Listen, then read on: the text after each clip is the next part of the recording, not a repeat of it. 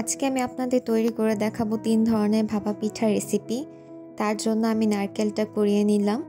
এখন একটি বোলে আমি নিয়ে নিচ্ছি চালের গুঁড়ো। আমি ১ ঘন্টা ভিজিয়ে রেখে তারপর পানিটা ঝরিয়ে চালটা ভাঙিয়ে এনেছি যেন পিঠাটা খুব সফট হয়। এখন দিয়ে দিচ্ছি পরিমাণ মতো লবণ। লবণের সাথে আমি চালের গুঁড়োটা ভালো করে মিক্স করে নেব। ভালো করে মিক্স করা হয়ে গেলে এখন আমি এর মধ্যে দিয়ে দেব পানি। একসাথে পানি দিতে যাবেন না, অল্প অল্প করে দিয়ে মাখিয়ে দেখবেন।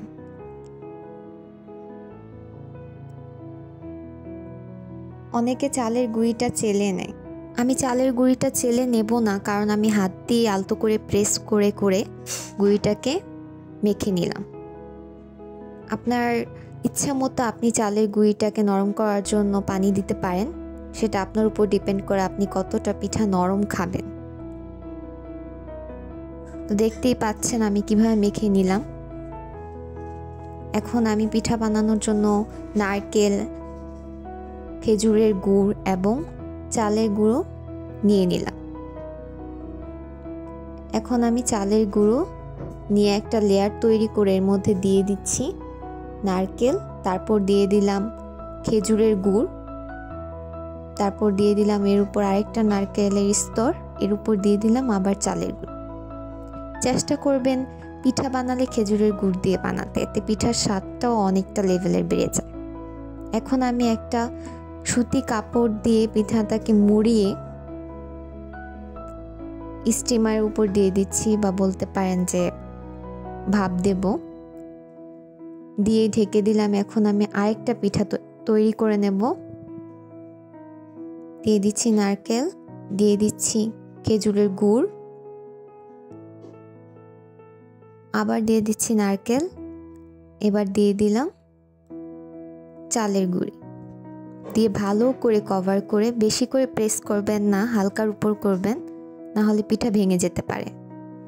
এখন আমি আমার প্রথম পিঠাটা চেক করে নেব যে ভালো মতো হয়েছে কিনা।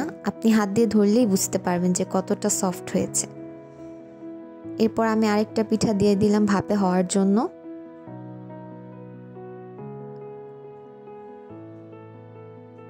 আবার আমি আরেকটা পিঠা বানিয়ে নিচ্ছি, সেম আগের পদ্ধতিতে বানিয়ে নিচ্ছি।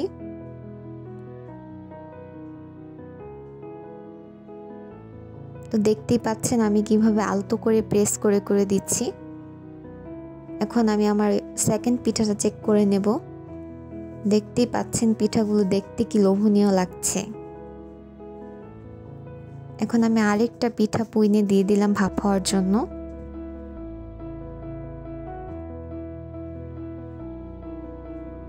এখন আমি আরেকটা পিঠা তৈরি করতে যাচ্ছি, এটা হচ্ছে শুধু নারকেল দিয়ে। এটার টেস্ট গুড়ের চেয়েও অনেকটা আলাদা। এটা খেলে আপনার মনে হবে যে আপনি কি একটা খাচ্ছেন, এটার মধ্যে স্মেলটাই অন্যরকম। এভাবে একবার অবশ্যই ট্রাই করে দেখবেন। তো আমার মিঠাই পিঠাটা হয়ে গেলে আমি নারকেলের পিঠাটা দিয়ে দিলাম।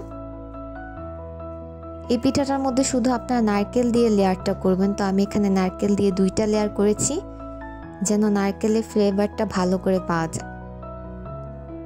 তারপর আরেকটা লেয়ার করে দিলাম, আপনারা চাইলে 3 লেয়ারও করে দিতে পারেন। এখন আমি দেখে নিচ্ছি আমার পিঠাটা কেমন হয়েছে। দেখতেই পাচ্ছেন আমি আঙ্গুল দিয়ে চেক করে নামাচ্ছি। দেখেছেন আমার নারকেলের পিঠাটা রেডি। এখন আমি সেকেন্ড নারকেলের পিঠাটা দিয়ে দিচ্ছি। আমি আজকে আপনাদের একসাথে 3টা ভাপা পিঠা রেসিপি করে দেখাচ্ছি। ফার্স্টেরটা গুড় আর নারকেল দিয়ে, অ্যান্ড সেকেন্ডটা হচ্ছে শুধু নারকেল দিয়ে।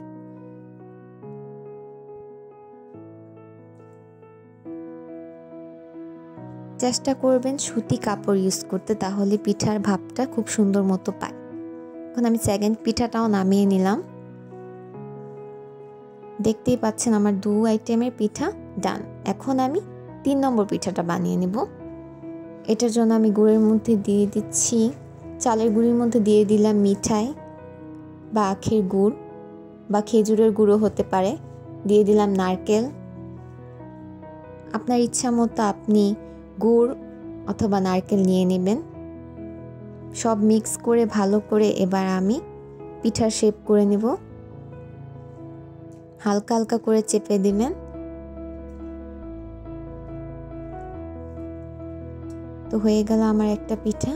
এখন এটাকে আমি সুতি কাপড় দিয়ে মুড়িয়ে এখন ভাপে দেব।